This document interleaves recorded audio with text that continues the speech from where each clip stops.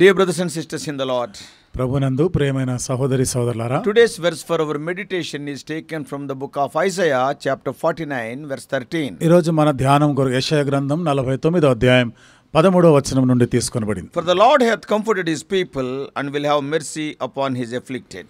శ్రమనొందిన తన జనుల యందు జాలిపడి యెహోవా తన జనులను ఓదార్చి ఉన్నాడు.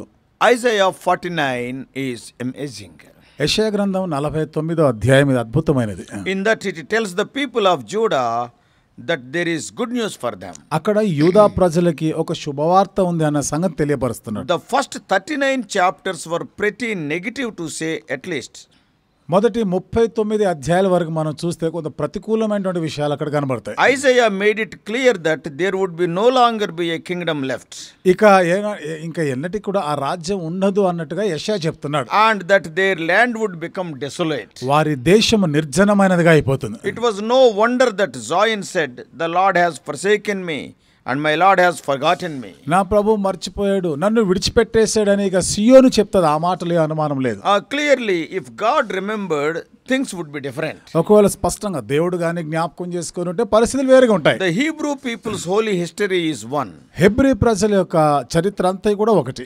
And how it is? అది ఎట్లా ఉంటుంది? God was always involved in their history. దేవుడు ఎప్పుడు కూడా వారి చరిత్రలో కలుగజేసుకొని ఉన్నాడు. Abraham, Isaac and Jacob were promised that their descendants would be a great nation. అబ్రాహాము, ఇస్సాకు, యాకోబులకు ఒక వాగ్దానం చేయబడిన సంగతి, నీ జనము గొప్ప జనముగా అవుతుంది. And they will be a blessing to all other nations. వారు జనాంగాలు దేశములందరికీ కూడా ఆశీర్వాదకరంగా ఉంటారు. Moses brought the descendants of Jacob, later who are called Israel.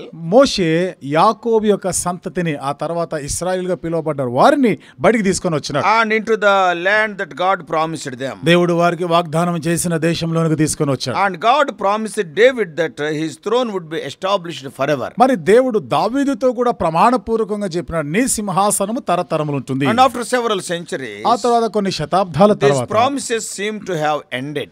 ఈ వాగ్దానాలు ముగింపు అయిపోయిందా అన్నట్టు అనిపించింది. One thing that you notice when you read the Old Testament story of Israelis, ఇశ్రాయేలు గురించిన పాత నిబంధనలో ఆ వృత్తాంతాన్ని చదివినప్పుడు ఒక విషయాన్ని నువ్వు గమనించాలి. you can understand one important thing. ఒక ప్రాముఖ్యమైన సంగతిని నీవు గ్రహించగలవు. What is that? అదేమిటి? God was far more faithful to the children of Israel than they are to God. చూడండి, ఇశ్రాయేలు ప్రజలు దేవుని ఎడల నమ్మకత్వం కలిగి ఉండే దానికన్నా ఎంతో ఎక్కువగా దేవుడు ఇశ్రాయేలు ప్రజల ఎడల నమ్మకత్వంగా ఉన్నాడు. We very often remember that Solomon built the temple in Jerusalem. అనేక పర్యాయాలు మన జ్ఞాపకం వచ్చే సంగతి, సొలొమోను ఆ యెరూషలేములో దేవాలయం కట్టినాడు కదా. But we might not remember that according to 1 Kings 11th chapter, Solomon was a great builder of temples to other gods as well. అయితే మొదటి రాజుల గ్రంథం 11వ అధ్యాయంలో రాయబడినట్టుగా సొలొమోను ఇంకా ఇతర దేవతలకు కూడా చాలా ఘనమైనటువంటి గుడులు, దేవాలయాలు కట్టించాడు. He married hundreds of foreign wives.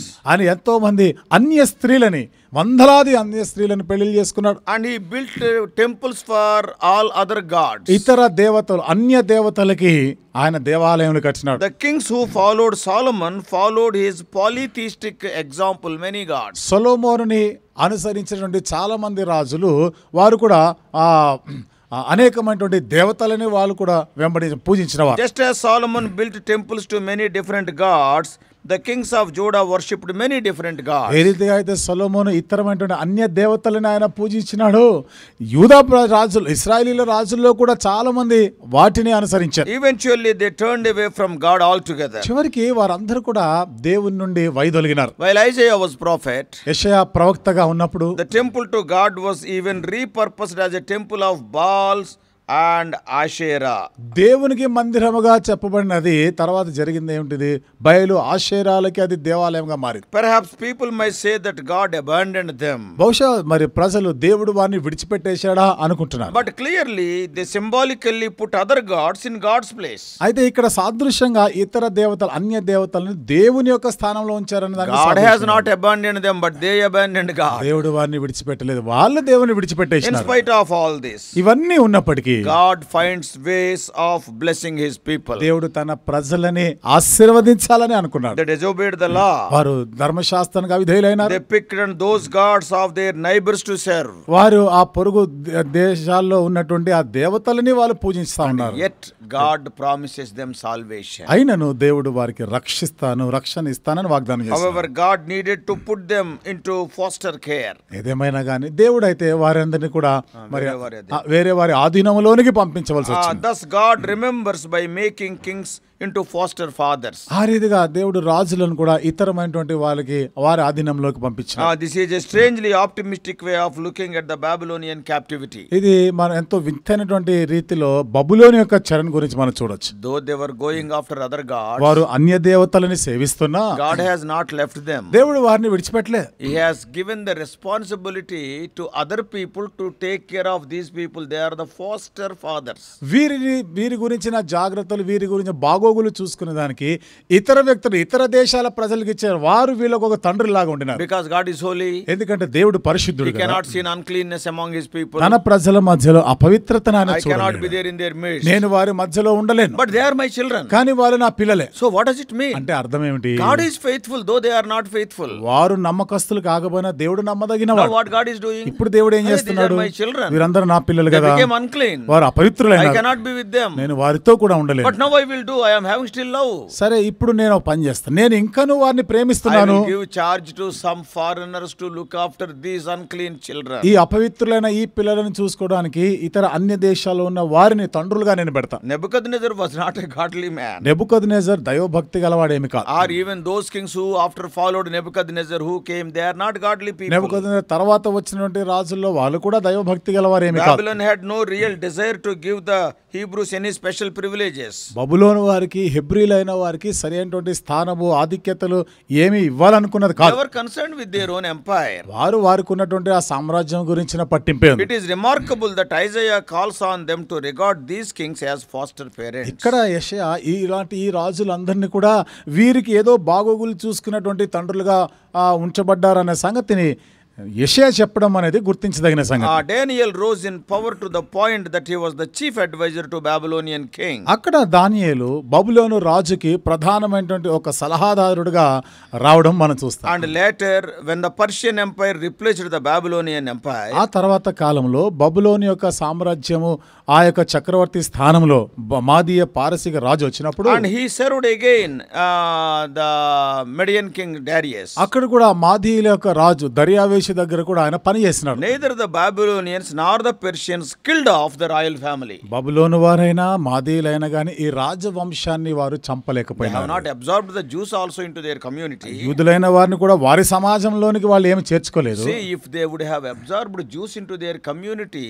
ఒకవేళ యూదులైన వారందరిని కూడా వీరి సమాజంలో కలిపేసుకొని ఉంటే, then there would not be Jews at all on the earth. ఇక అలాంటప్పుడు భూమి మీద యూదులు అనేవారే ఉండకుండా పోయేవారు. What happened was that the people of Israel came out of captivity with a stronger identity than they had going in. జరిగినటువంటి సంగతి ఏమిటంటే, యూదులైన వారు బబులోను దేశం లోపలికి వెళ్తున్నప్పుడు కన్నా బయటికి వచ్చేటప్పుడు ఒక బలమైన గొప్ప గుర్తింపుతో వచ్చినారు వాళ్ళు. See the plans and ways of God. చూసారా దేవుని యొక్క పద్ధతులు, దేవుని ప్రణాళికలు. Abraham was promised that his descendants would be a blessing to the nations of the world. Abraham యొక్క సంతతి వారు జనములకు వారు ఆశీర్వాదకరంగా ఉంటారనేటువంటి వాగ్దానం చేయబడ్డారు. And this time was a time when they lived up to the promise. అయితే ఇక్కడ వారు ఆ వాగ్దానం అనుసరించి జీవించారు. Children of Israel served in the royal court. ఇశ్రాయేలీల ప్రజలు రాజభవనాల్లో పనిచేస్తా When ఉన్నారు. we think of Jews, యూదుల గురించి మనం ఆలోచన we చేసినప్పుడు think of customs, a deep knowledge and respect for Torah, that is the law. వారికి ఉన్నటువంటి ఆ ఆచారాలు, ఆనవాయితీలు, తోరా గురించినటువంటి ఆ జాగ్రత్తలు, ఆ పట్టింపులు, Now we think of their synagogues. వారికి ఉన్న సమాజ మందిరాల గురించి, And we think of a people who remain set apart no matter what the culture they are in.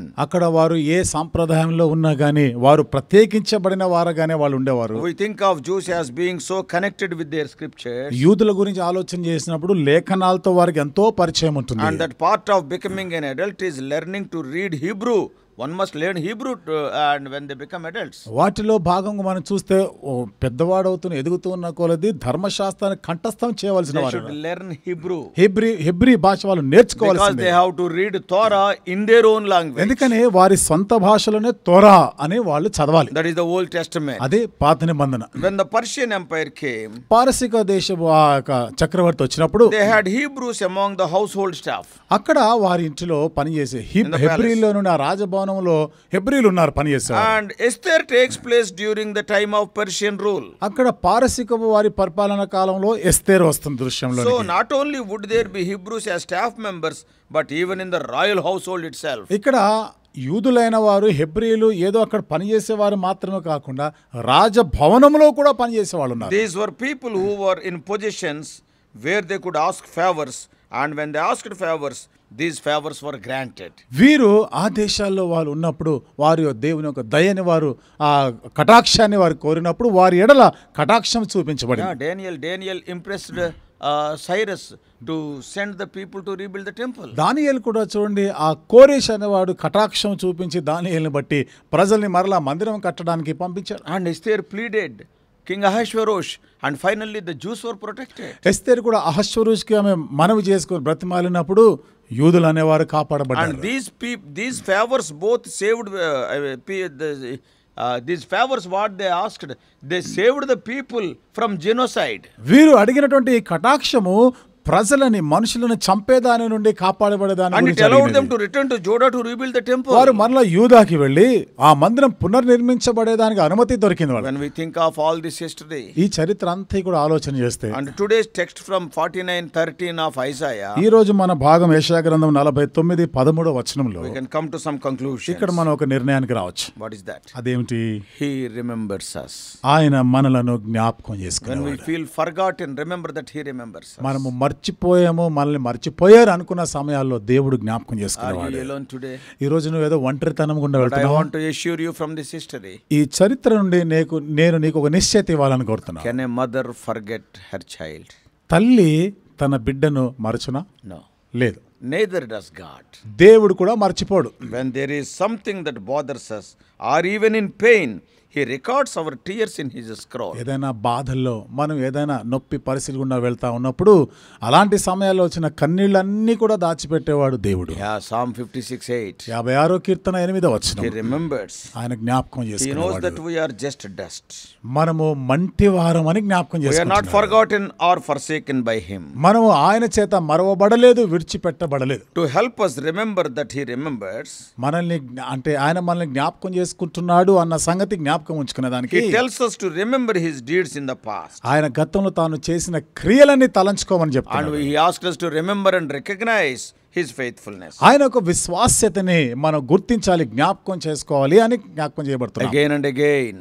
మరలా Remember what I did for you. నేను మీ కొరకు చేసిన దానిని జ్ఞాపకం చేసుకుని Those of us who are Christians, క్రైస్తవులైనటువంటి వారు and we are Christians for many years, అనేక సంవత్సరాలుగా మనం క్రైస్తవులుగా ఉంటున్నాం. we will have many examples to look back and to remember. మనం వెనక్కి చూసుకొని జ్ఞాపకం చేసుకునేటువంటి ఎన్నో ఉదాహరణలు ఉన్నాయి. అట్లాంటి Then I am making a contradicting phrase. ఇక్కడ నేను కొంచెం విభేదించేటువంటి ఒక మాట చెప్తున్నా. What is that? అదేమిటి? Now I told God remembers. ఇప్పుడు నేను చెప్పిన మాట ఏమిటి? దేవుడు జ్ఞాపకం చేసుకుంటాడు. One more word is ఇక్కడ మరొక మాట ఉంది. God forgets. దేవుడు మర్చిపోతాడు. It can be a bit frightening when you think that God sees and remembers everything. దేవుడు సమస్తం కూడా He will see ఆయన చూస్తాడు, and He will remember. జ్ఞాపకం చేసుకుంటాడు. Oh, when we know that He sees everything, it is frightening. ఆయన సమస్తమును చూస్తున్నాడు అన్న సంగతి తెలిసినప్పుడు మనం భయపడతాం. Everything you have done and said, especially when you think that we are all going to have to give account to Him for them. మనం అందరం ప్రత్యేకించి మనం అందరం కూడా చేసిన దానికి లెక్క చెప్పవలసిన వారమే ఉన్నాము అన్న సంగతి చెప్తున్నప్పుడు భయం మనకు. A lifetime of things. ఇది జీవితకాలం వరకు ఉన్న సంగతులు. For here is the incredible thing. ఇక్కడ చూడ ఒక నమ్మశక్యం కాని సంగతి. What is that? అదేమిటి? He forgets. ఆయన మరిచిపోతాడు. Yeah, not only He remembers us, ఆయన మనలను జ్ఞాపకం చేసుకోవడం మాత్రమే కాకుండా some of the things He forgets. కొన్నిటిని ఆయన What మర్చిపోతాడు. does it mean? అంటే అర్థం ఏమిటి? He He has selective memory. Only few things only he will remember. కొన్నిటిని మాత్రమే ఆయన జ్ఞాపకం ఉంచుకునేవాడు. Oh, how the Bible puts it. చూసారా బైబిల్ ఎట్లా పెడుతుందని? When we say sorry for those things we have done wrong, God says, I will remember their sins no more. మనమైతే నేను ఫలానా చేసిన దానికి ఎంత చింతిస్తున్నాను, బాధపడుతున్నాను అని మనం చేసిన పొరపాట్లు మనం గుర్తు చేసుకుంటుంటే దేవుడు అంటాడు నేను వాటిని మర్చిపోయాను. Jeremiah 31:34. ఇర్మియా గ్రంథం 31:34. In Psalm 103. 103వ Keerthana. As far as east is from the west. పడమటికి తూర్పు ఎంత దూరమో. So our God, with an incredible memory, who made everything, when you go back to him a second time to confess, and then he says, when you want to confess second time, do you know what he says? చూడండి, మనం ఎప్పుడైతే రెండోసారి మరలా దేవుని యొద్దకు క్షమాపణ కొరకే మనం వెళ్తున్నప్పుడు దేవుడు ఏమని చెప్తాడు తెలుసా? Suppose if you lied, example. ఉదాహరణకి నువ్వు అబద్ధం చెప్పినావు and you confessed, నువ్వు ఒప్పుకున్నావు, but you are not convinced, కానీ నీకు ఆ ఒప్పుదల అనేది రావడం లేదు, and you ఒప్పించబడడం లేదు. you told the Lord that I lied. నువ్వు దేవుడితో చెప్తున్నావు వచ్చి, దేవా నేను ఇదిగో అబద్ధం ఆడినాను. What the Lord says? అప్పుడు దేవుడు ఏమంటాడు? I forgive. నేను నిన్ను క్షమిస్తున్నాను, I forget. నేను మర్చిపోతున్నాను. Because you are not convinced that guilt is there. చూడండి, నీలో ఆ నేరారోపణ, ఆ దోషారోపణ చేస్తా ఉంది కదా, నువ్వు అది ఒప్పించబడడం లేదు కాబట్టి second time you will go, మళ్ళీ రెండోసారి పోతున్నావు. Lord I lied, please forgive me. ప్రభువా నేను అబద్ధం చెప్పినాను, దయచేసి నన్ను క్షమించు. Do you know what God says? అప్పుడు దేవుడు ఏమంటాడు తెలుసా? What? ఏంటి? When you lied. ఎప్పుడు అబద్ధం ఆడినావు? Never lied. లేదు కదా, అబద్ధం Because ఆడలేదు కదా. already he has forgotten. ఎందుకని ఆయన ముందుగా ఎప్పుడూ ఆయన మర్చిపోయాడు కదా. So when we confess our sins, God takes them and throws them in the deepest of sea and puts a sign. He throws that in the deepest of the sea, and there he will put a board, no more fishing. కాబట్టి ఇప్పుడు మనం ఎప్పుడైతే ఆయన దగ్గరకు వచ్చి ఒకసారి ఒప్పుకుంటున్నామో వెంటనే ఆయన చేసే పని ఏమిటో తెలుసా? వాటన్నిటిని కూడా సముద్రం యొక్క అగాధములో పడవేసి ఇంకా అక్కడ ఒక బోర్డు పెట్టేస్తారు. ఇంక ఎవరు రావడానికి లేదు ఇక్కడ, ఇంక ఎవరు మరలా దాన్ని తిరిగి దోడొద్దు. And you know why he can do this? ఎందుకు ఆయన అట్లా చేస్తాడో తెలుసా? Because of Jesus. యేసుని బట్టి. Because he paid for them. ఆయన దాని కొరకే క్రయం చెల్లించాడు. Because of Jesus' sacrifice on our behalf. యేసు ప్రభు మన పక్షముగా ఆయన బలి అర్పించాడు. Oh, what a merciful God we have. ఎంత కనికరం గల దేవుడు మనకున్నాడు. Let us thank the Lord for his remembrance and also forgetfulness as well. ఆయన జ్ఞాపకం చేసుకునేవాడును మర్చిపోయేవాడు కూడా, అందును బట్టి మనం దేవునికి వందనాలు చెల్లిస్తాం. May God help us. దేవుడు మనకు సహాయం చేయను గాక. Oh, let us pray. ప్రార్థన చేసుకుందాం. Loving heavenly Father, ప్రేమగల మా పరలోకపు తండ్రి, when we think of your qualities, దేవా మీకున్న లక్షణాలను తలస్తున్నప్పుడు they look so contradicting. ప్రభువా ఇవన్నీ కూడా ఒకదానికొకటి ఎంతో విరోధంగా One అనిపిస్తుంది. side it is written that thou remembers us, ఒకవైపు ఏమో నీవు జ్ఞాపకం చేసుకునేవాడనుంది, and other side we see you will forget something. మరో ప్రక్కన కొన్నిటిని నువ్వు You మర్చిపోయేవాడని are కూడా very ఉంది. selective in your memory. దేవా నీవు కొన్నిటిని కానీ ఏర్పరచుకుంటున్నావు, ఎంపిక Lord, చేసుకుని you జ్ఞాపకం remember చేసుకుంటావు. your people, దేవా నీ ప్రజలను జ్ఞాపకం చేసుకుంటావు, not their sins. కానీ వారి పాపములను జ్ఞాపకం చేసుకోవు. Thank you, Lord. దేవానికి వందనాలు. If you remember our failures and sins, ప్రభా మా పతనాలు మా పాపములను గాని నువ్వు జ్ఞాపకం చేసుకుంటే, oh, how many are they? ప్రభా ఎన్నెన్ని ఉన్నాయి అవి. But when we pray, కానీ మేము ప్రార్థన you are చేసినప్పుడు storing our tears also. దేవా మా కన్నీళ్ళన్నీ కూడా నువ్వు దాచిపెడుతున్నావు. What a merciful God art అంత thou. కనికరం గల దేవుడు. Lord, we thank you for your qualities. ఓ దేవా మీ లక్షణాలన్నిటికై మీకు వందనాలు Help చెల్లిస్తున్నాం. us to meditate thy goodness as we are spending our day. ఈ దినమంతా కూడా ప్రభా మేము మీ మంచితనాన్ని ధ్యానం చేస్తూ ఉండటకు సహాయం చేయండి. We do pray in the mighty name of our Lord and Savior Jesus Christ. మా ప్రభువును రక్షకుడైన యేసుక్రీస్తు వారి శక్తిగల నామములో ప్రార్థించి వేడుకుంటున్నాము తండ్రి. Amen. ఆమేన్.